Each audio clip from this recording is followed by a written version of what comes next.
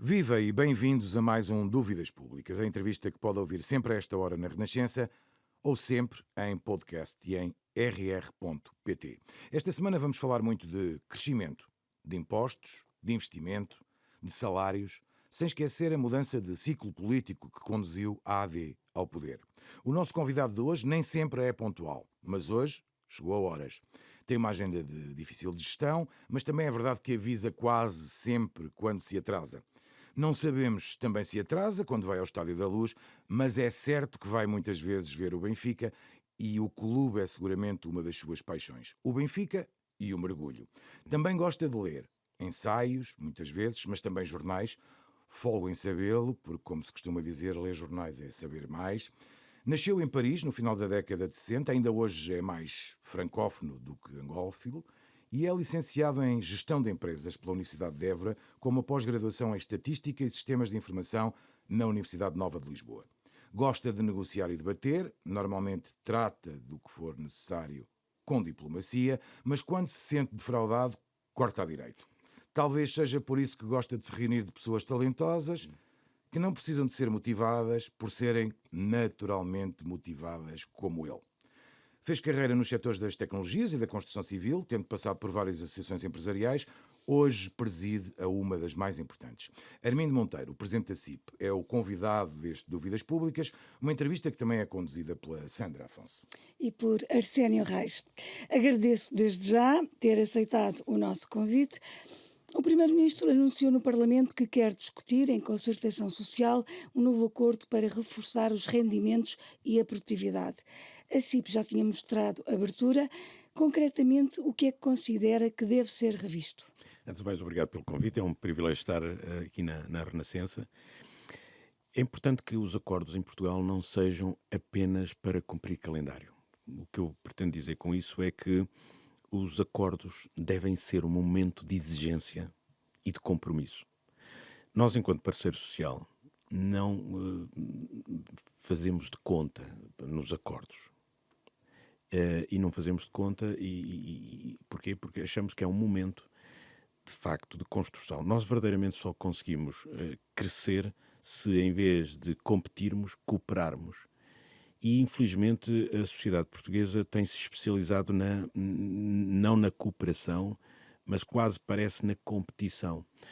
Verifique-se que muitos dos desafios que muitas vezes as centrais sindicais apresentam ainda são próprios do tempo da Revolução Industrial, em que havia uma luta de classes, em que parecia que para eu conquistar algo, alguém tem que ficar sem ele.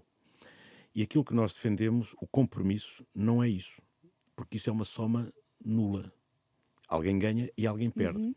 E aquilo que nós achamos é que é possível alargar as fronteiras de possibilidades. O que é isto, as fronteiras de possibilidades? É preciso criar mais riqueza.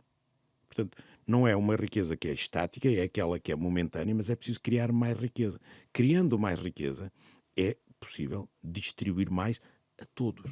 Deixa-me só Esse era fazer o objetivo. uma nota. E foi por isso que não assinaram o Foi. último acordo de concertação? Foi exatamente por isso, porque o acordo não era um acordo objetivamente exigente, era um acordo para ficar tudo na mesma.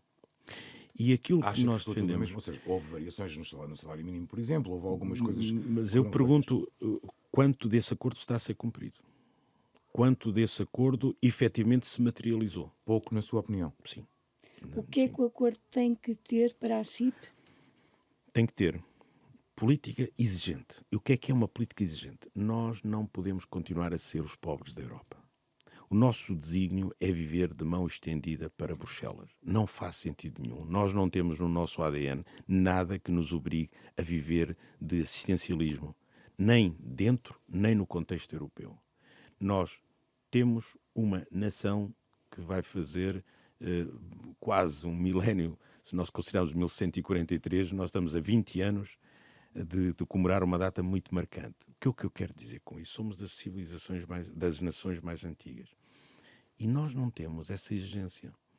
Mas não é de agora. Durante muito tempo o que nos disseram é pobres, mas honrados. Quase como se isso fosse um desígnio natural. A parte dos honrados eu acho bem, mas não temos de ser pobres. E se nós quisermos, de facto, prosperar, como podemos fazer, o que é que precisamos verdadeiramente? Construir. E é necessário que nós, de uma forma muito clara, nos sentemos à volta de uma mesa, representantes dos trabalhadores, representantes das empresas, e digam o que é que para uns e outros é importante. Mas normalmente esse diálogo não acontece. O que acontece é sobretudo um diálogo que não é um diálogo, é uma berraria na rua. Eu já tive uma manifestação à porta da CIP, em que eu convidei, naquele caso, o dirigente sindical, para subir e apresentar-me concretamente qual era a reivindicação, e não o fez. Acabou o momento da reivindicação, da reportagem para rádios e televisões, e a imprensa que estivesse, e voltaram a enrolar as bandeiras e foram embora. Mas não há negociação em sede de concertação social? A Estão à mesma mesa todos sentados e não conversam? é uma negociação de mínimos. Essa negociação é de mínimos, ou seja, é de procurar o mínimo denominador comum. E eu gosto, na matemática, é o máximo multiplicador comum, não é o mínimo divisor comum. Porque se nós fizermos algo tão redondo, tão redondo, tão redondo, fica tudo rigorosamente na mesma e não transformamos a economia. Concretamente, é necessária uma transformação da economia portuguesa. Nós temos baixo valor acrescentado. A produtividade é baixa. E pode-se dizer que é por falta de qualificação dos empresários e dos gestores. Alguma será. Alguma será. Alguma será, de facto, por falta de qualificação dos empresários e gestores. Como também alguma será por falta de motivação dos trabalhadores. Agora, não creio que a principal razão da falta de produtividade nem seja uma nem a outra. Qual é que é, na nossa perspectiva? Falta de investimento, falta de inovação. Não é possível uma economia produzir valor acrescentado se não houver investimento, se não houver inovação. A escala acontece se realmente houver investimento. E qual é que tem sido o incentivo ao investimento em Portugal? Nenhum.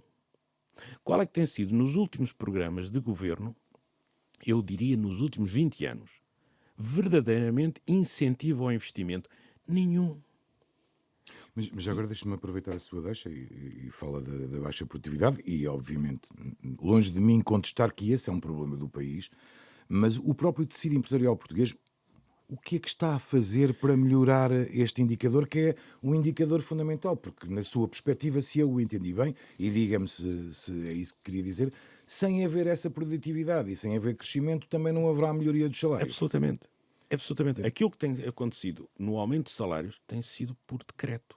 Ora, não é sustentável haver aumentos salariais por decreto. Eu percebo que é sempre muito simpático nós fazermos aumentos salariais, mas eles não têm que ser por simpatia. Eles têm que ser por razões económicas. Isso significa que as empresas não têm que fazer favor nenhum de aumentar salários. Tem que ser, de facto, uma consequência também de produzirem mais e de venderem mais e de serem mais eficientes. Se disser assim, mas as empresas podem efetivamente pagar mais, eu digo, já alguém fez um estudo sério sobre a margem que cada empresa ganha ou por setor e já alguém de forma séria viu se essa margem está a aumentar ou se efetivamente está a reduzir? E aquela parte que sobra está a ser absolutamente retirada por força de uma asfixia fiscal enorme, depois de uma asfixia financeira. Todos sabemos que as taxas de juros foram galopantes nos últimos anos. Mas verifique-se que em Portugal temos as taxas de imposto sobre as empresas mais elevadas da Europa. Isto deve querer dizer alguma coisa. Qual é a ideia de um investidor escolher Portugal para investir em Portugal, sabendo que vai ter a tributação mais alta da Europa? É por masoquismo que escolhe o país? Nós vamos querer falar consigo sobre fiscalidade, obviamente porque é um ponto muito importante, mas deixe-me só repetir-lhe a pergunta. O que é que, digamos, o tecido empresarial português está a fazer para aumentar Exatamente. essa produtividade? O tecido empresarial, há um tecido empresarial que está a fazer bem. Está a procurar a internacionalização. Está a procurar incorporar conhecimento na sua oferta. E eu distingo internacionalização de exportação. Nós habituámos-nos durante muito tempo a viver de uma forma hegemónica em determinados territórios. Estou-me a referir às ex-colónias, mas isso era numa presença hegemónica por força administrativa. Significa que só verdadeiramente nos últimos 50 anos as empresas começaram a internacionalizar, porque antes vendiam apenas nesses mercados mais protegidos administrativamente. Nos últimos 50 anos é que verdadeiramente começámos a internacionalizarmos. Mas muitas vezes essa internacionalização não aconteceu. O que aconteceu foi a exportação. Já repararam que, verdadeiramente, em 50 anos, não produzimos uma única marca portuguesa verdadeiramente internacional? Uma única marca. Era uma das perguntas que Nós- tinha adiante para lhe fazer. A única marca que todos nós nos lembramos chama-se Cristiano Ronaldo. Verdade. Mas não é disso que estamos a falar. Estamos a dizer empresa, marca nacional. Aqui ao lado, em Espanha, temos várias. Em França, inúmeras. Alemanha. Mas vamos para países da dimensão como a nossa. Suíça, Bélgica, Países Baixos. Temos várias marcas globalmente internacionais. Porquê é que acha que Portugal não consegue criar marcas Por internacionais? falta de ambição, desde logo, por falta de escala. E aqui é, naturalmente, não é apenas o contexto, é também a mentalidade dos empresários. Os empresários, muitas vezes, os empresários portugueses, nós temos uma cultura em que muitas vezes preferimos ser imperadores de um pequeno quintal que ser apenas príncipes de um império vastíssimo. Ou seja, o que eu estou a dizer é que nós, para fazermos parcerias, temos muita dificuldade. Porque é a ideia sempre do controle e controle total. Felizmente isto está a mudar. Há hoje em Portugal uma cultura empresarial que verdadeiramente já não pensa assim. E por isso abre o seu capital, já com capital, começa com capital semente, depois capital de risco, depois capital de crescimento, que já permite atingir uma dimensão que permite verdadeiramente a internacionalização. Já repararam que quando nós começamos o processo de internacionalização, normalmente é para um país que é sempre maior que o nosso. É sempre maior que o nosso. Não há também muitos mais Exatamente. pequenos. Ora, isso exige um esforço financeiro, desde logo, logístico, de organização, tremendo. E nós, normalmente, como não temos escala, temos essa dificuldade. E depois, em termos de instrumentos públicos, não existem. Nós não temos uma rede de diplomacia. Agora começamos a ter diplomacia económica. Porque até há pouco tempo a nossa diplomacia era para tratar da diplomacia de Estado. Seja lá isso o que for. Houve umas tentativas durante algum tempo, nomeadamente lembro-me de Paulo Portas falar muito disso. Talvez dos melhores ministros dos negócios estrangeiros que nós tivemos. Mas agora deixa-me tirar uma curiosidade. É evidente que eu acho que nas tecnológicas, por exemplo, isso acontece, mas nos setores em que essa internacionalização e esse crescimento da inovação, nomeadamente, acontece, os salários também subiram? Claro. Veja bem, hoje nós temos... Nas tecnológicas, por exemplo, eu sei que sim, não é? Veja bem, nós neste momento nós temos o lado... A oferta é que condiciona o salário, não é a procura. Perdão, ao contrário. Não é a oferta que condiciona, é a procura. Porquê? Porque a procura é maior que a oferta. Hoje há determinados postos de trabalho que têm uma procura muito escassa e muito inferior. Perdão, eu troquei-me. Muito superior. Eu troquei-me e é importante dizer isto de forma correta. Hoje, a procura de determinados profissionais é maior que a oferta desses mesmos profissionais. Significa que o poder negocial está do lado de quem oferece trabalho e não de quem oferece um posto de trabalho.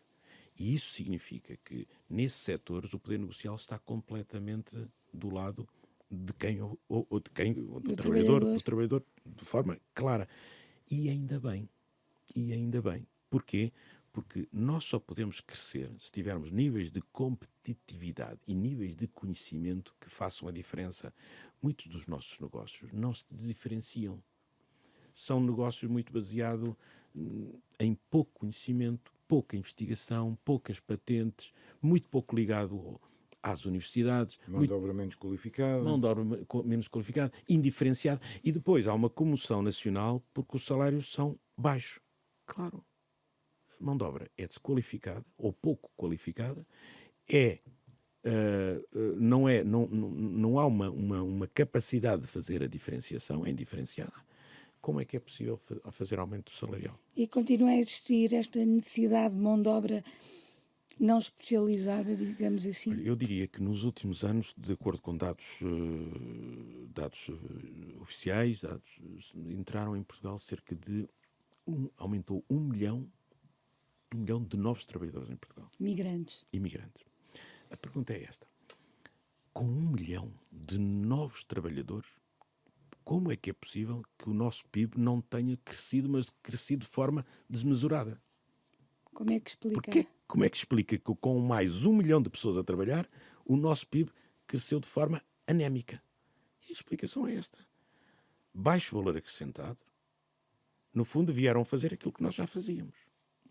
Diferente seria se nós tivéssemos 1 milhão, agora estou a pôr naturalmente pelo exagero, 1 milhão de engenheiros, 1 milhão de médicos, 1 milhão de professores disto ou daquilo, completamente diferente. Naturalmente que o valor acrescentado era diferente. Por isso, se nós estamos a especializar a nossa economia em valores mínimos, em trabalho indiferenciado, então, e com isto nós não vamos conseguir aproximar-nos da média europeia. E o nosso desafio... Não resisto, aliás, a interromper o seu raciocínio só para lhe perguntar o seguinte, e não faz parte do nosso guião, mas eu acho que é importante. A CIP gostaria de ser chamada a participar na discussão sobre como deve entrar essa mão de obra trabalhadora em Portugal? Completamente. Ou seja, na questão da imigração. Mas completamente, porque a imigração que é necessária, antes de mais um ponto de afirmação, a imigração é a única que nos vai permitir resolver o problema de falta de mão de obra. Porquê? Porque a natalidade já não vai a tempo, ou a natalidade dará soluções para daqui a 20 anos. Portanto, hoje, se nós quisermos, pelo menos não decrescer no PIB, e recordo que as projeções demográficas apontam para decrescermos a nossa população ativa em 1,5 milhão de pessoas. É imenso. É imenso. Então isso significa o quê? Se o nosso PIB é a relação entre o valor acrescentado e o número de pessoas, estou a falar do PIB per capita, o que é que vai acontecer? Vai naturalmente diminuir. Se nós não aumentarmos a produtividade na mesma proporção em que diminui a população. Se nós não aumentarmos a produtividade, o nosso PIB vai diminuir. Por isso, só por força da imigração é que nós conseguimos pelo menos manter, da imigração ou da produtividade, uma das duas. E por isso, na Alemanha, a Confederação Empresarial Alemã participa ativamente, indicando quais são os setores que faz falta mão de obra, para quê? Para que se abrirem slots, para se abrirem espaços de vinda de imigrantes que naturalmente sejam incluídos no seu processo produtivo, mas na sua vida. Nós não podemos trazer pessoas apenas para trabalhar, nós temos que trazer pessoas para viver. E as pessoas para viver nós temos que criar condições bem mais exigentes do que apenas para trabalhar. E para viver significa que é preciso assegurar também condições de saúde, condições de educação, condições de segurança, a todos esses que nós precisamos. Por isso, nós somos a favor de uma imigração programada. Não somos a favor de uma imigração ad hoc, que é muitas vezes o que está a acontecer. E depois, como é uma imigração ad hoc, o que acontece é que há atropelos da vária natureza e acaba por se criar fenómenos anti-imigração a partir de consequências não planeadas. Quando, efetivamente, nós precisamos muito da imigração, mas precisamos que essa imigração seja planeada. Se não for planeada, acaba por originar dificuldades que, francamente, podiam ser evitadas. Regressando à questão dos salários, as empresas neste momento têm condições para acompanhar a remuneração salarial prometida pelo Governo. Estamos a falar dos 1.000 euros no salário mínimo nacional até 2028, 1.750 no salário médio até 2030. Ligo esta resposta a esta questão à outra que fez há momentos, que era: o que é que a CIP está disponível a fazer em termos do novo acordo social? Aquilo que nós achamos é que nós neste momento estamos, em termos de produtividade, estamos a sensivelmente 72%. Produtividade em relação à média europeia, 72%. O nosso PIB está, portanto, a uma diferença muito significativa e muito próxima disto. O que nós dizemos é: vamos fazer um compromisso verdadeiramente ambicioso, que é aproximar o nosso PIB, portanto, a nossa riqueza, da média da riqueza europeia, e, ao mesmo tempo, vamos aproximar os nossos salários também da média europeia. Os dois, em simultâneo. Onde é que se começa? Nós temos que, naturalmente, começar pelo crescimento da economia. Se nós não começarmos pelo crescimento da economia, nós vamos continuar a ter salários baixos. Se a economia crescer, fica evidente aos olhos de todos que as empresas podem pagar mais. Hoje não se esconde isso. Não é possível esconder. Hoje está tudo publicado. Assim, é claro o que as empresas ganham, é claro as margens, os EBITDAs, tudo isso está tudo muito publicado, está tudo muito claro. Quando se fala com aquela demagogia, aí as empresas estão a ganhar enorme. Vamos olhar para os relatórios. O EBITDA, o ROI, o Quanto é que resultado fica para líquido. impostos? Quanto é que fica de efetivamente margem? as empresas estão a ganhar? Isso. Hoje as finanças têm um sistema muito eficiente para aferir isso e é público. Todas as contas das empresas são publicadas. Então, vamos olhar para as contas das empresas e vamos dizer, podem efetivamente pagar mais ou não? E a resposta, infelizmente, é que, em muitos casos, não. Então, o que é necessário? Fazer crescer as empresas, fazer crescer os seus resultados e depois, então, vigiar de forma clara e concreta o que é que está a fazer com esse acréscimo de rendimento. Se esse acréscimo de rendimento é apenas para remunerar o acionista, pois muito bem, é preciso denunciar isso. É preciso dizer assim, não é isso que está no acordo. O que está no acordo é que esse acréscimo de remuneração da empresa permita também o acréscimo de remuneração do trabalhador. E por isso nós, no Pacto Social, propusemos não apenas aumento de salários, aumento de rendimentos, mas também dividendos.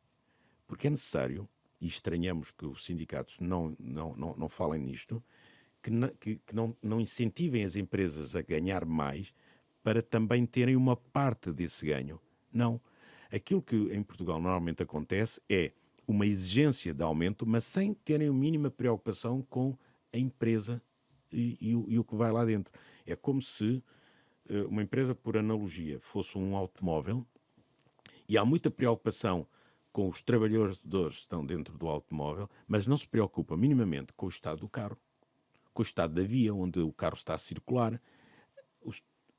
Quer-se assegurar segurança aos trabalhadores, mas sem preocupação com a condição do veículo e com a estrada. O que é que os sindicatos normalmente não percebem nesse discurso? Porque tem um discurso normalmente muito imediatista.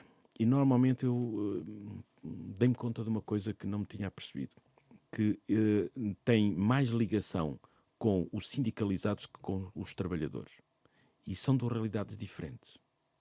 E é importante que haja esta compreensão, porque nós, empresários, nós vivemos nas empresas. Portanto, nós não temos firewalls, não vivemos em mundos à parte dos trabalhadores. Nós vivemos todos os dias com os trabalhadores nas empresas. E por isso conhecemos bem essa realidade. E, portanto, aquilo que também queremos demonstrar é que os sindicatos não têm o exclusivo do bem-estar e do interesse do trabalhador. Não é verdade. Isso era como se vivessem em mundos à parte. Aquilo que mais queremos, é óbvio, que precisamos de ter essa leitura, porque muitas vezes não conseguimos perceber. É óbvio que a realidade é própria de cada um. Nem os trabalhadores percebem na totalidade as dificuldades de um gestor ou de um empresário, mas também um gestor ou um empresário nem sempre percebe as dificuldades todas próprias de um trabalhador. Acha que nem sempre os sindicatos são quem melhor garante os direitos e protegem os trabalhadores? Aquilo que temos visto muitas vezes na concertação social são duas coisas que nos, de alguma maneira, neste ano, amanhã cumpre dia 12, um ano que tomei posse com muita satisfação desta direção. E algo que me tem surpreendido é o seguinte, normalmente há este sentimento que os sindicatos representam todos os trabalhadores. Há esse sentimento, há esta ideia, que representam todos os trabalhadores. E se nós formos ver, há setores muito próprios que são representados pelos sindicatos, mas outros setores não têm essa representação. Quer dar exemplos? Há setores que, sobretudo na área da administração pública, que estão muito representados, mas dentro da administração pública é dentro de setores também muito bem identificados, que normalmente são setores que sempre tiveram uma capacidade de mobilização muito grande. Muito grande. Quando digo capacidade de mobilização, de ruído nas ruas.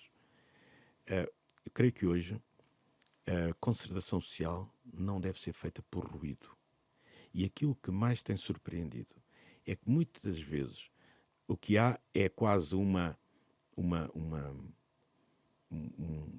uma ligação direta a determinados discursos político-partidários. Acha que o ruído vai aumentar nos próximos tempos? Sim, porque como está diretamente ligado ao ruído que vem do Parlamento, também depois, na rua, será uma consequência disso. Para começarmos também, porque nós estamos a desrespeitar o guião e, portanto, temos muita coisa de facto para falar consigo. Há pouco dizia-me que as empresas, para crescer em produtividade e, portanto, logo ter os efeitos e as consequências benéficas de que já falamos, precisavam de investimento. Não me recordo ter dito de como é que se pode obter esse investimento, de onde é que ele vem. Investimento privado e investimento público. O investimento público, repare, tem sido inexistente. O investimento público em Portugal, nos últimos anos, tem sido sobretudo feito à custa de algo que era suposto ser uma bazuca para apoiar a economia e para apoiar a recuperação de uma pandemia. Recordam-se, nós já estamos esquecidos do Covid, mas a ideia do PRR nasceu para fazer face a uma pandemia e a recuperar. Era um plano de recuperação e resiliência da economia. O que é que aconteceu à maior parte desse investimento? Foi exatamente para compensar o investimento público que não foi feito. Significa que o investimento público está a ser feito à custa do PRR. Não existe investimento público sem PRR. Quanto ao investimento privado, ele depende de uma coisa que se chama poupança. E a pergunta é, e onde é que estão as poupanças das empresas? Ao longo destes anos, fruto de uma asfixia fiscal tremenda, onde é que estão as poupanças das empresas? Fruto de um aumento das taxas de energia, todos nos recordamos disso, fruto de um aumento das taxas financeiras, dos juros, fruto de uma inflação absolutamente galopante. Ou seja, onde é que estão as poupanças? Temos agora aqui uma nova oportunidade, tendo em conta que os juros agora estão a aliviar, a energia, já lá vamos, mas temos agora aqui uma situação com o petróleo, mas pelo menos na energia elétrica temos aqui já algum alívio. Podemos ter aqui alguma inversão das condições para as empresas? Podemos, se houver uma vontade para que isso aconteça. Nós, portugueses, quando é para nos qualificarmos para os campeonatos europeus, juntamos-nos e pomos bandeiras nas janelas e nas varandas com uma grande motivação. Nós, neste momento, temos um desafio terrível. Nós temos uma guerra na Europa, na Ucrânia. Temos uma outra guerra às portas da Europa, em Israel. Temos uma ameaça que vai acontecer no final do ano, com as eleições americanas, que pode ganhar determinado protagonista que já nos ensinou no passado que America First. Trump. Significa que isso pode potenciar de novo uma guerra tarifária, que também ainda temos bem presente.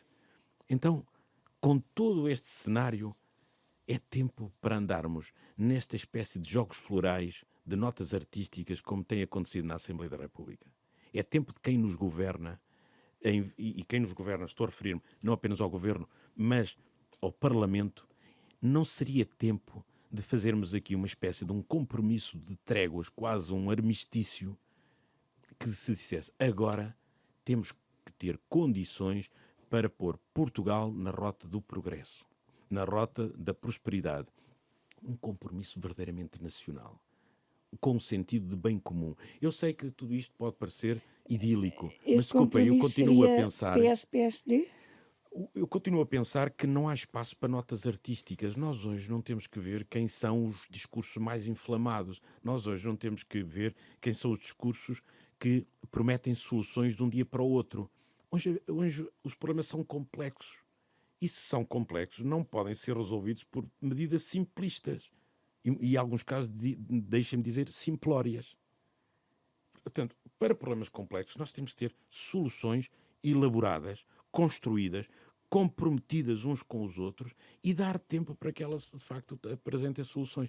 E aquilo que me custa, enquanto líder de uma confederação empresarial, é verificar que há determinados interesses que estão muito mais ligados à conquista do poder e ao jogo político-partidário que propriamente ao progresso. E eu gostava muito que nos acordos que forem feitos, nomeadamente nos parceiros sociais, que pusessem de lado determinados interesses muito limitados e de benefício apenas de poucos para um verdadeiro compromisso. E nosso compromisso, de novo insisto, não é aumentar os rendimentos das empresas, é aumentar o crescimento da economia por via das empresas para que possam pagar melhores salários e transferir melhores rendimentos também para os trabalhadores. Mas com o Parlamento tão fragmentado como está neste momento, não corremos esse risco Já estamos a correr, infelizmente já estamos a correr. Nós temos visto que nós apresentamos, enquanto parceiro social, a CIP é parceiro social, seja de que governo estiver, de que força política estiver no governo. Tanto assim é que temos autoridade para dizer que apresentámos um pacto social e estávamos perante uma governação socialista. E, portanto, as medidas que nós construímos e apresentámos era perante uma maioria socialista. Pegámos as mesmas ideias, sim, porque isto não é a estação outono e inverno e primavera-verão, ou seja, não há aqui uma desatualização das propostas. Porquê? Porque os problemas não foram resolvidos. Portanto, as mesmas soluções continuamos a apresentar as mesmas soluções porque os problemas são os mesmos. E por isso, aqueles que apresentámos no tempo da maioria socialista, estamos a apresentar agora no tempo da maioria do PSD e CDS. Mas deixe-me insistir aqui, quando pede este compromisso nacional, é com o PS ou AD-PS ou é um compromisso nacional à direita?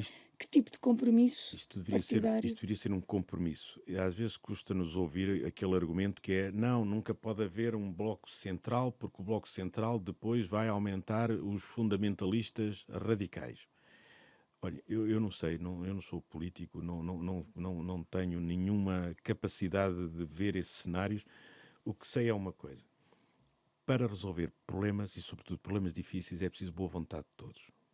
E sei que uma sociedade só evolui se houver confiança nos seus agentes. E se não houver confiança nos seus agentes, a sociedade não evolui. E a base da confiança é a base essencial.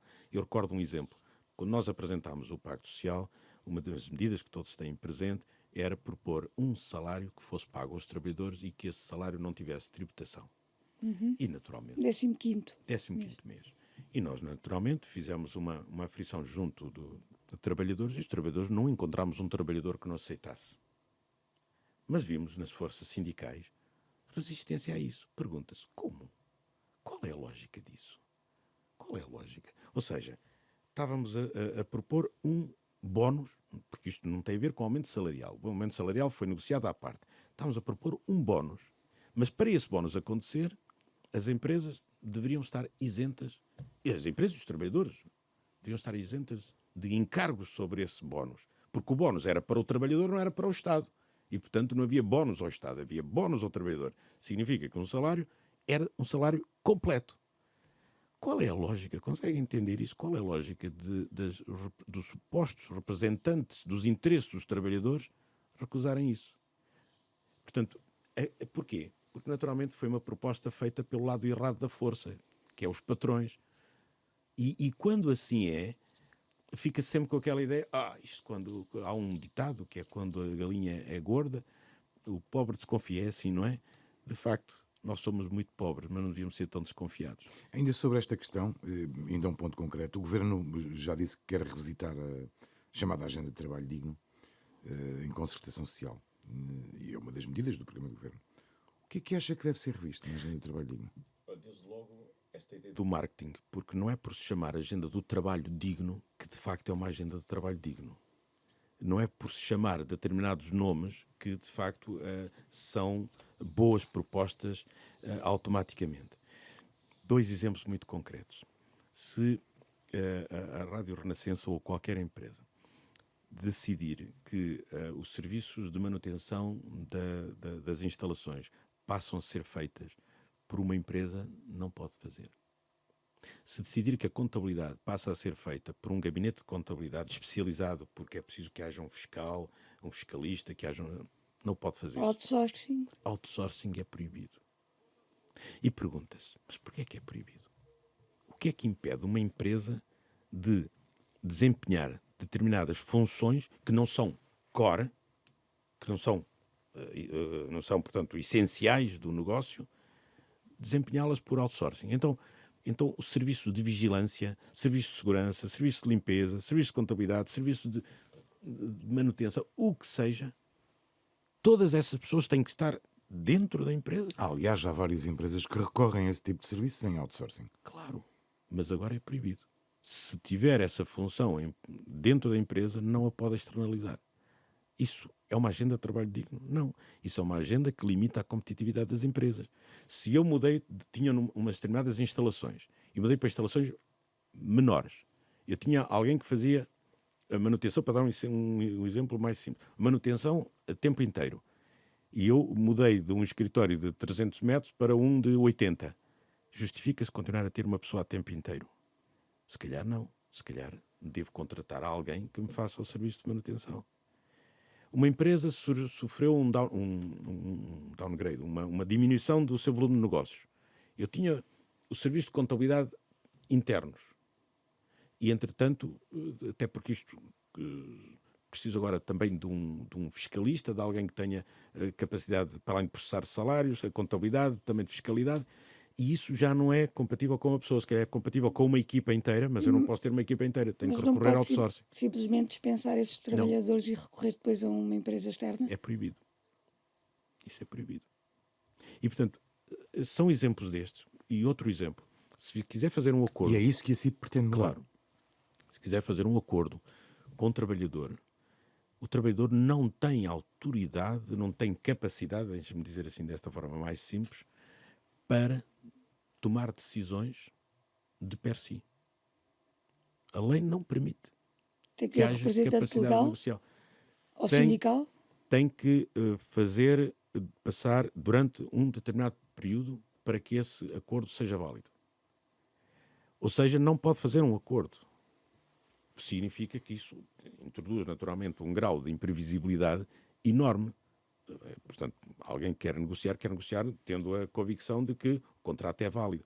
Mas podia dar inúmeros exemplos de como esta suposta agenda de trabalho digno não é assim tanto de trabalho digno. Agora, está tudo errado? Não. Tinha medidas que, de facto, eram medidas faziam muito sentido.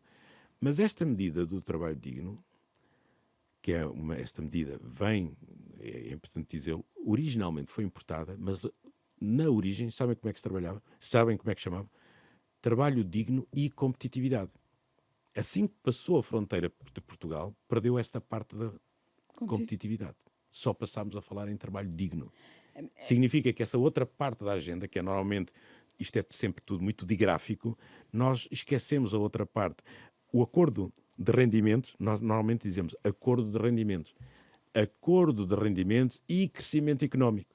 Não, também não há crescimento económico. Ou seja, aquilo que a CIP defende é que não se perca o outro lado, que não se crie esta ideia de facilitismo, de facilidade, que parece próprio dos tempos que vivemos, em que tudo é fácil, tudo é simples, só depende da vontade de se querer fazer e de se querer determinar algo. Não quero relativizar a questão do marketing, mas compreende que este vai ser um tema polémico, mexer na legislação do trabalho. É por isso que é importante que haja um grande esclarecimento. Um filósofo francês que foi, durante o tempo da Revolução Francesa, Condorcet, dizia que uma sociedade ou é esclarecida por filósofos ou enganada por charlatães. E é importante que, de facto, haja um esclarecimento forte do que está em causa. Portanto, como eu já disse aqui, há medidas do trabalho, da agenda do trabalho digno e competitividade, mas que aqui se perdeu a competitividade, que fazem sentido, sobre as quais nós não estamos contra. É importante que se perceba que uma relação laboral não é uma relação sem direitos. Nós vivemos no século XXI e é importante travar determinados ímpetos que tenham posição dominante, negocial. Não é possível, quando não há uma posição negocial equilibrada, que ela seja feita ao livre-arbítrio. É preciso entender que hoje vivemos com uma responsabilidade social. Portanto, nós não defendemos um mercado laboral sem regras. Não. O que nós defendemos é que essas regras sejam equilibradas. Portanto, nós não defendemos que se regresse a um tempo em que o tempo dos patrões. Nós não gostamos disso. Nós queremos que se regresse ao tempo das empresas, dos empresários, dos gestores, da responsabilidade social. Mas isso só é possível de acontecer se houver, efetivamente, esse equilíbrio de direitos e obrigações. Se nós só falarmos de direitos, esquecermos as obrigações, bom, fica desequilibrado. Agora vamos falar de condições. Disse em entrevista à Renascença que o programa eleitoral da AD se aproximava mais da CIP pela redução da carga fiscal. O PS nunca concordou com a descida do IRC. Admite que o governo abdique de medidas como a descida fiscal para as empresas para garantir a aprovação do Orçamento do Estado para Surpreende-me 2025? que haja um partido que tem a ambição de governar, como é o Partido Socialista e que governou, que não entenda uma coisa tão simples quanto esta. Se nós queremos atrair investimento e se queremos desenvolver, o crescimento económico só pode ser feito à custa de empresas.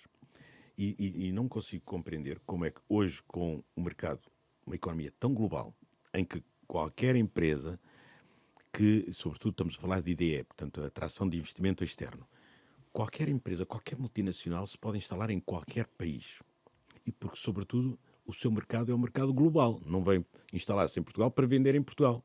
As grandes multinacionais, normalmente, não é esse o objetivo. Era para produzir para fora. Estou a competir com empresas no exterior. Ora, como é que nós atraímos um investimento quando efetivamente não temos condições de atração? O PS responde a isso, como sabe, dizendo que há uma série de exceções e que, portanto, os investimentos externos, nomeadamente, são beneficiados. E, portanto, a taxa real de IRC é bastante abaixo do que aquela que é realmente anunciada. Sabe quantas empresas é que a Irlanda atraiu nos últimos 20 anos? E há bocado falávamos na questão das tecnologias. Estão todas na Irlanda. Porquê? Qual é a razão? Há alguma razão porque Portugal não podia atrair multinacionais, sobretudo na indústria tecnológica? Qual é a razão? Tem uma das taxas mais baixas. 15%. E nós, com derramas, passa os 30%. Portanto, alguém acha que isso é irrelevante? Alguém acha que pagar o dobro de impostos... Mas consente é que há uma série de exceções no caso dos investimentos que não trazem não sei se trazem para 15%, mas que também as atiram para um patamar muito inferior aos 30%. Eu conheço o argumento, normalmente fala da taxa efetiva. Exatamente. Muito bem. Então, se é como se diz que a nossa taxa efetiva é efetivamente na ordem, como já ouvi dizer, que era na ordem dos 20%, eu digo, então mantemos 21 mais as derramas em 30%, para quê? Para assustar? Então, vamos colocar a taxa no valor efetivo. Porque é que, se o valor é mais baixo, porque é que estamos então com uma taxa tão elevada? Simplificar. Com certeza. Nós somos favoráveis a que muitas das deduções, e indo à questão, muitas das deduções que efetivamente não façam sentido, pois não devem impedir que a taxa efetivamente desça. Com certeza. Agora, o que não podemos é ter taxas tão assustadoras como as que temos, as taxas de IRC. Isso não podemos ter. Não é possível, como digo, com derramas pode ir acima dos 30%. Já viram o que é uma empresa, instala-se num determinado território e tem logo um sócio que cobra logo 1/3 de tudo aquilo que de bom acontecer na empresa, mas tudo o que de mal acontecer, naturalmente, não está presente. Ou seja, é necessário ter esta leitura que as empresas avaliam muito bem a competitividade fiscal. Mas, no fundo, este sistema fiscal que temos, com as derramas, o que faz é mantém. Algumas dessas derramas vêm do tempo da Troika. Vieram, no fundo, para ser num momento muito pontual e excepcional, mas como tudo em Portugal, o que é pontual e excepcional, pois mantém-se. Vai continuando. Mas garante que há empresas, determinados setores com elevado rendimento, continuam a pagar ligeiramente mais. Repare, nós se tivermos mercados protegidos, eu não acho mal que, de facto, haja mercados protegidos, e sendo numa lógica de consumo interno, eu não acho mal que haja uma tributação efetiva. Aliás, nós aqui tínhamos que distinguir aquilo que é mão de obra intensiva de capital intensivo. E nós devemos ter uma preocupação com os dois. Com o lado de mão de obra intensiva, porque naturalmente os postos de trabalho são importantes, mas também com o capital intensivo, que sobretudo com grande capacidade de inovação para o tal valor acrescentado que falávamos no início desta nossa agradável conversa. Nós precisamos de conseguir conciliar a criação de postos de trabalho, mas criação de valor. E se nós não tivermos isso em conta, se nós dissermos é indiferente, o que é que vai acontecer? Vamos continuar a ter naturalmente, uma política de baixos salários. Porquê? Porque, naturalmente, não há nenhum incentivo à criação de valor. Portanto, nós temos que fazer opções, nós temos que fazer... Vai exigir isso ao Governo, naturalmente, uma descida do IRC. Que eles cumpram, no fundo, a promessa que fazem. É importante que isto seja colocado no programa de governo, mas, repara, não é o ponto determinante. O ponto determinante é incentivo ao investimento. Diz assim, então, mas isto está completamente ligado no IRC. Sim, mas também está ligado à internacionalização das empresas, está ligado à desburocratização, está ligado à simplificação administrativa. Quantas empresas é que hoje custa-lhes mais todo um conjunto emaranhado de burocracia que é estabelecido à volta que propriamente as obrigações tributárias? Ou seja, o custo de cumprir as obrigações tributárias ainda acresce aquilo que as empresas pagam em termos de tributação. Ou seja, desculpe ler assim, e se não for exatamente o que está a dizer, o que pode compensar as empresas, no fundo, é tudo isso que disse, caso não deixe o IRC? Exatamente. Nós não fazemos fim-capé, ou seja, não deixamos de ter um compromisso com uma política séria de aumento da competitividade, da produtividade, para podermos aumentar salários e rendimento dos trabalhadores. Não deixamos de ter um compromisso com o Governo apenas por uma questão da taxa do IRC. Para nós o problema é maior. Tem a ver com o enquadramento, com aquilo que é o enquadramento da atividade empresarial. E hoje a atividade empresarial não é uma atividade estimulada em Portugal. Hoje, ser empresário em Portugal é verdadeiramente um exercício que não é entendido como uma missão. É entendido, sobretudo, como um conjunto de privilegiados que não têm nenhuma preocupação social, nenhuma preocupação com o meio em que se inserem e que, portanto, são uma espécie de uma casta quase fora da lógica do bem e do servir a comunidade. Acha que a discussão sobre a TSU deve regressar? É importante que nós temos... O tema TSU é um tema muito sensível. Este relatório que surgiu e que foi conhecido há pouco tempo... O livro verde? Por alguma razão não foi divulgado numa altura que coincidiria com a campanha eleitoral. E o que é que diz lá? E, aliás, já não é uma novidade, porque isso já estava plasmado no Aging Report, que é um relatório da União Europeia, que diz exatamente... Sobre o envelhecimento da população. Sobre o envelhecimento da população e também sobre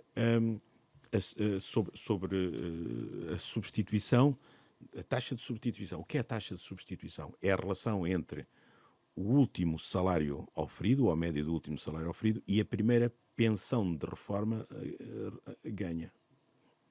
Nos homens, este valor está nos 74%. Nas mulheres, nos 52%. Pergunto, é normal? Desde logo esta disparidade não é normal. Mas é possível passar de um vencimento e passar a sobreviver com metade desse rendimento, no caso das mulheres, ou com 2/3 no caso dos homens? Mas é agora, porque o Aging Report diz que se nada for feito daqui a 30 anos, isso passa para 43%. Será muito pior. Será muito pior. Portanto, esta ideia de que temos um sistema de segurança social absolutamente robusto, não, basta fazer. Não é preciso ser especialista em demografia ou em técnicas atuariais. Basta fazer duas contas, que é quantos trabalhadores ativos eram há 30 anos necessários para pagar uma reforma. E quantos é que hoje são?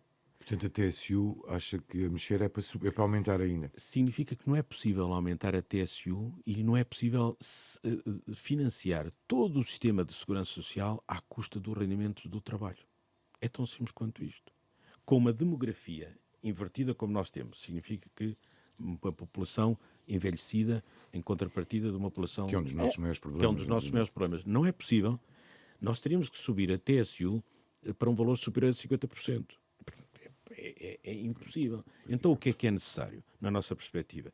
É necessário fazermos uma reflexão profunda e séria e introduzindo duas variáveis. Evolução demográfica, em termos de número de pessoas. Segundo, envelhecimento da população. E terceiro, níveis de salário. E reparem que nós não incentivamos minimamente poupanças para a reforma. Todos os países da Europa estão a fazer isso. Mas isto na prática, em termos de TSU, qual seria... O que estou a dizer é que para um sistema de reformas de futuro não pode ser apenas à custa de contribuições sobre o salário. Não é possível. Ou seja, ainda que se mantenha esta taxa Ainda que se atual, mantenha esta taxa, isso não vai ser suficiente. mas é necessário encontrar formas alternativas que não penalizem tanto o trabalho. Reparem que a TSU hoje, entre a parte do trabalhador e a parte da entidade patronal, já estamos a falar em 34,75%. É imenso. A Comissão do Livro E Verde... mesmo assim, apesar de ser imenso, não chega. Isso significa, então vamos deixar tudo na mesma? Não. Vamos então aumentar? Impossível. Vamos ter que encontrar formas de financiar a Segurança Social que não seja apenas à custa do rendimento sobre o trabalho. A Comissão que elaborou o Livro Verde propõe a substituição de metade da TSU por uma nova contribuição. Concorda com esta solução? Concordo. E como é que seria financiada essa nova contribuição? Concordo, porque outros países já estão a fazer. Isso pode ser um choque para alguns dos nossos ouvintes, mas há países que já não têm contribuição, já não têm TSU sobre o trabalho. Mas esta nova contribuição... E não têm porquê? Porque onde é que vinha? Precisamente porque a substituíram por outra forma de rendimento. E de que forma? Há países que pura e simplesmente o puseram no Orçamento Geral do Estado e há outros que fizeram algo que nós aqui, em alguns países, se chama um bocadinho o IVA social, que no fundo é uma parte do IVA consignado a este efeito. Outros países mais ousados o que fizeram? Abandonaram o modelo da TSU e criaram um imposto ou uma contribuição sobre todo o tipo de transações que acontecem no país. Todas as transações financeiras, comerciais, todo o tipo de transações. Para si, qual é que será a melhor solução? Tendo em conta aquilo que é a evolução normal da economia, em que porventura vamos ter menos pessoas a trabalhar e vamos ter, por força da esperança de vida, que felizmente esta conquista é uma conquista civilizacional e temos pessoas a viver cada vez mais tempo e em período de reforma, a melhor solução será aquela que não faça recair apenas naqueles que estão a trabalhar a pensão daqueles que já não estão a trabalhar. A par de outra que é poupanças para este período. Não se incentiva poupanças para este período. Sim, mas como é que deve ser financiada esta nova contribuição? Desta forma, através com uma contribuição sobre todas as transações que são feitas no país. E isso permite oferir uma receita que já permite cumprir o orçamento para pagar reformas. Nós estamos, obviamente, já a correr contra o tempo, não os conto, mas ainda assim gostávamos de ouvir sobre mais 2 ou 3 questões. Recentemente, durante a campanha, Pedro Nuno Santos defendeu o apoio direcionado a setores-chave da economia, em detrimento dos apoios, os chamados apoios transversais, se lhe quisermos chamar assim. Parece-lhe este um bom caminho? Isto é uma oportunidade e um desafio, mas um desafio. A oportunidade é que, efetivamente, para nós criarmos investimentos estratégicos, não devemos fazer como até agora, que é polvilhar os incentivos. Distribuir indiscriminadamente E com uma distribuição tão grande que acaba por verdadeiramente não produzir efeito nenhum. Porque é pouco a cada um. Porque é pouco a cada um. Imagine-se o que seria distribuir um valor a todos os portugueses ou a todas as empresas que existem em Portugal. Teria para aí 100 ou 200 euros e pergunta-se isso produziria o quê? Nada. Portanto, como aliás aconteceu recentemente, não é? Absolutamente. Portanto, a ideia de pulverizar os apoios, de facto, tem este risco. Mas o outro exige, é um desafio, que é... Que setores? Que setores? Qual é, de facto, quem é que vai decidir os setores? E depois, qual é o escrutínio? Como é que se vai decidir? Com que critérios? Quem é que vai decidir? E depois, como é que se, de facto, consegue um sistema de escrutínio que permita aferir que as regras efetivamente foram Se a CIP decidisse, que setor escolheria para serem alvo desse investimento? com capacidade de internacionalização, com capacidade de inovação e que tivessem capacidade de criação de postos de trabalho. Seriam os 3 critérios que nós iríamos incidir. Portanto, a questão da internacionalização, e volto a insistir, não estamos a falar da exportação, estamos a falar de presença económica fora de Portugal. Isso é que é internacionalização. Portanto, internacionalização da economia portuguesa é absolutamente fundamental. Inovação para subir no valor acrescentado, fundamental, ligado ao conhecimento, ligado às melhores práticas de mercado, à inovação, à tecnologia, fundamental. E o terceiro, que naturalmente tenha postos de trabalho que permitam naturalmente crescer com a própria empresa. Acha que a banca tem estado ao lado das empresas? A banca tem tido dificuldades, como nós sabemos. A própria banca é um negócio e é importante que nós termos essa ideia. A banca não é uma instituição social. A banca é regida por regras que são regras económicas e financeiras. E tem havido muita demagogia quando se fala nos lucros da banca. Porquê? Porque os lucros da banca, como qualquer empresa, são proporcionais ao valor investido. E já alguém fez contas para perceber quanto é que é investido num banco? Quando se fala nos milhões que a banca fatura, pergunto qual é que é a relação em comparação com o investimento na própria banca. Se calhar, apesar desses milhões, a taxa de rentabilidade é inferior a alguns setores. Portanto, não estou a dizer que a banca tem sido sempre correta em relação ao tecido económico. Eu faço crítica, por exemplo, às vezes, de optar por um negócio muito garantido, muito na base da hipoteca, muito na base do particular. Portanto, devo fazer essa referência. Mas, com isso, não quero dizer que a banca não tem feito o seu trabalho. Se a banca não tiver apoio à economia, não é com o nível de poupança que existe em Portugal, que tem sido praticamente nulo, que se faz investimento e com investimento não há Só para se perceber, porque se calhar as pessoas percebem melhor assim, em 2024 é mais fácil o acesso ao capital do que era em 2018? Sim. Ou mais difícil? Não, é mais fácil. A banca já superou muitas das suas dificuldades. Aquilo que porventura hoje a banca tem é um aspecto um bocadinho que não se percebe, que é, normalmente as decisões na banca eram feitas na área de risco da operação e hoje, para além da área de risco, há uma área que não é um risco económico, mas é uma área que se chamam de compliance, que muitas vezes não sabe muito bem o que é isso, do compliance. E acabam por anular algumas operações ou não aprovar algumas operações por essa suposta razão de compliance. Supostamente por diretivas do Banco Central Português, do Banco Central Europeu. Não sabemos, porque é um bocadinho nebulosa essa explicação. Mas eu queria dizer, para ficar claro, que a banca tem feito o seu próprio caminho. É preciso nós percebermos que nós não temos propriamente poupanças fortes em Portugal e por isso a banca tem sido consequência também disto. Mas, neste momento, a banca já superou várias das dificuldades e acreditamos que é possível ter hoje um relacionamento muito mais favorável e saudável com a banca e também a banca com a economia. Deixe-me ainda questioná-lo sobre o Brent. Já falámos aqui que o petróleo tem estado a aumentar, sobretudo nos últimos meses, está ao valor mais alto dos últimos 5 meses, e o que nós queríamos perguntar-lhe é se esta subida dos preços dos combustíveis pode voltar a ameaçar a indústria. Pode, faz todo o sentido. Pode, e sobretudo se perpetuar a guerra que, como temos tido, e se perpetuar esta dificuldade que temos tido, pode. E isso é algo absolutamente terrível para toda a nossa economia. Teremos de novo a necessidade de apoios diretos do Estado? Aquilo que temos verificado é que o facto de nós estarmos numa geografia como é esta geografia ibérica, não facilita nada em termos de energia.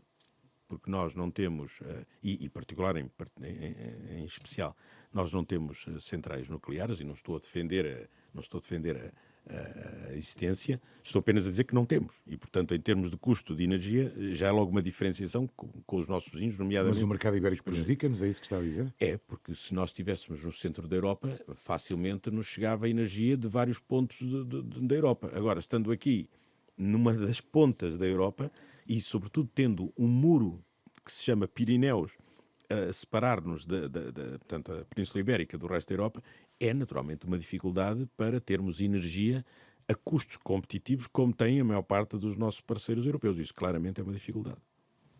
Gostava ainda de fazer uma pergunta, agora tudo para respostas muito rápidas. A primeira é, acha que as verbas do PRR estão a ser aplicadas no que o país precisa? Não acho, de todo. Estão a ser aplicadas, sobretudo, para fazer face a um investimento público que não tem existido. Já agora uma outra pergunta. Fez ou faz rapidamente um ano desde que foi eleito? Amanhã. Amanhã? Sim. Sexta-feira, para quem nos vai ouvir ao sábado. Sexta-feira. Foi um ano feliz na sua vida? Foi, porque tenho o privilégio de liderar uma equipa uma equipa muito motivada e, sobretudo, uma equipa muito qualificada. Reparem, se virem, todos os setores que estão representados na Confederação são dos mais dinâmicos da sociedade portuguesa. Portanto, todo o know-how naturalmente está posto ao serviço da Confederação. Estamos mesmo a terminar. Não fechamos nunca sem pedir aos nossos convidados que nos indiquem uma música que lhes tenha de alguma forma marcado a vida. Quer revelar-nos a sua escolha e partilhar com os nossos ouvintes os motivos dessa escolha? Muito por força do meu pai, tenho de facto uma tradição francófona muito grande. E, portanto, a par de Charles Aznavour, de Serge Reggiani, de Jorge Moustaki, de Jacques Brel e de Piaf, todos esses, em particular, e isto pode surpreender alguns, porque João Gabin é mais conhecido por ser ator que propriamente por ser artista, músico. Mas tem, de facto, esta interpretação, que é um título, chama-se Maintenant je sais, portanto, agora eu sei, que, sobretudo, traz uma certa filosofia socrática, que é eu só sei que nada sei. E é isso que, no fundo, ele transmite. Eu só sei que nada sei. É uma primeira questão. E a outra questão que ele diz que também é, de facto, os afetos. Tudo é muito importante na vida. O dinheiro, o poder. Mas os afetos e o amor, e é isso que ele diz, isso são, de facto, absolutamente valores excepcionais. E é isso que ele transmite nessa música. A escolha musical de Armindo Monteiro, presidente da CIP, o nosso convidado de hoje do Dúvidas Públicas, um programa com o cuidado técnico de Carlos Schmidt, sonoplastia de João Campelo, imagem de Maria Lopes. Voltamos na próxima semana. Até para a semana.